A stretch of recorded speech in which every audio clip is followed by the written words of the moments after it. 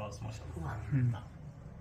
Alloh bilan birodarimiz aytayapti, bizni qilgan amallarimiz soyasi bo'ladi deyapti, yoki biz qilgan amallarda qoldirgan izi bo'ladi deyapti. Hali amallarimizga hushyorlik bilan qarashimiz kerakki, biz amalni qilib qo'ygandan keyin gapiryapmizmi, yo'qmi, yoki biz qilgan amallar haqida boshqa bir insonlar gapiryaptimi, yo'qmi? Hali biz yaxshi amal qilsak ham, yomon amal qilsak ham bu amal daftarimizga yoziladi-da.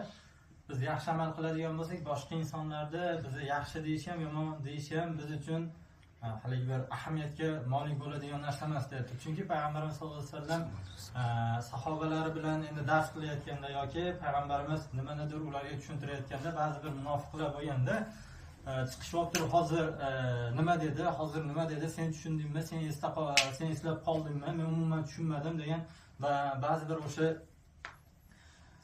qalbida yomon niyatli insonlar bo'lganda o'sha paytda ham endi aytayaptiki, agar deyapti biz yaxshi bir amal qiladigan bo'lsak, Alloh taolo uni yaxshi amallar daftarimizga yozib qo'yadi deyapti. Agar xatolarimizni to'g'rilasak, o'zimizning nafsimiz ustida ishlasak, bu har bir narsa yozib boriladi. Bizni orqamizdan insonlar nima deyishidan qat'iy nazar deyapti. Alloh taolo barchamizga qilayotgan amallarimizni oson qilsin. Inshallah, we have increased in knowledge as we are coming to masjid. This is one of the advantage of what? Be in jama'ah. The Prophet of Allah sallallahu alaihi wasallam said, "Kun jama'ah, li'anna barakata fi jama'ah." Be in jama'ah because the blessing of Allah is in jama'ah. Don't stand alone. Don't walk alone. Don't think alone. Don't say you can do everything alone. Everything you are the best. Everything you are the best. No, that's kibru, bro. That's kibru. That's pride. It's only for Allah subhanahu wa ta'ala. Lam yalid walam I want to see why you research for Abdul Rahman. Walam yakun lahu. Sheikh Usman. Kufuwan ahad. Only Allah has that. But for human being, you need to count. You see what we have learned now so far. You didn't notice something. Sheikh Azam, you are with me.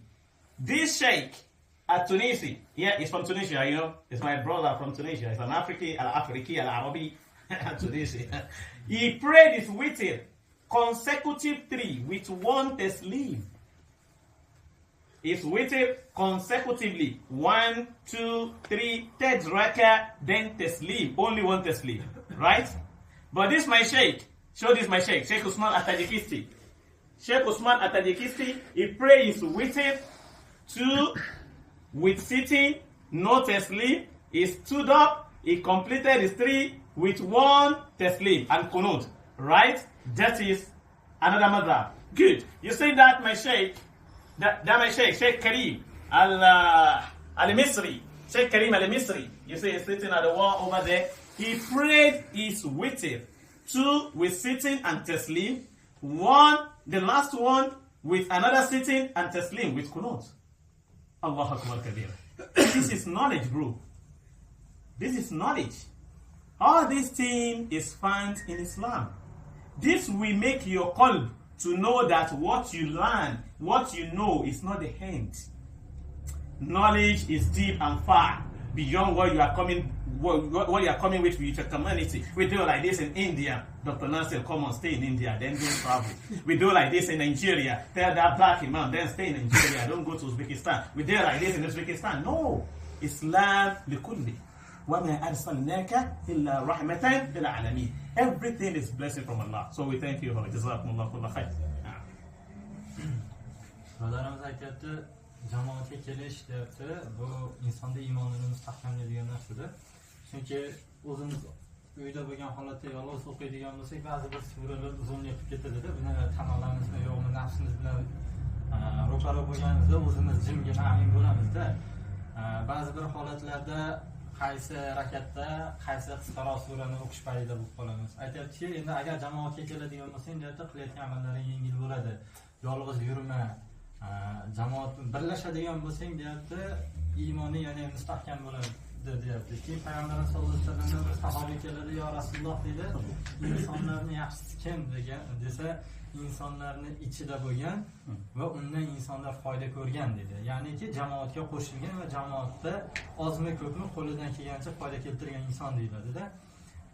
Undan keyin ko'p narsalarda aytyapman, mana bu birodarlarimizni ko'rsatib aytyaptiki, uchalasi deyapti, vitr namozidan 3 xil holatda o'qib berdi deyapti. Bu har birimiz uchun deyapti, ilm deyapti.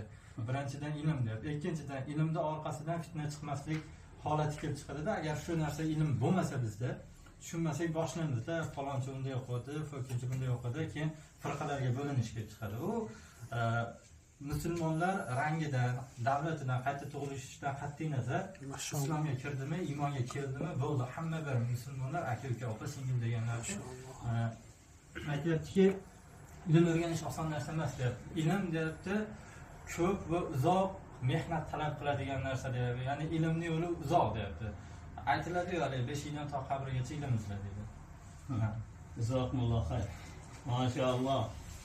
Ulubek is becoming Google Translator. Sual. Rustam. Sual bor? Mashaalloh. Dua. ربنا تقبل منا إنك أنت السميع العليم.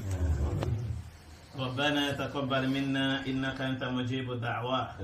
وتوب علينا يا مولانا إنك أنت التواب الرحيم. وأفقنا إلى الحق وإلى الصراط المستقيم.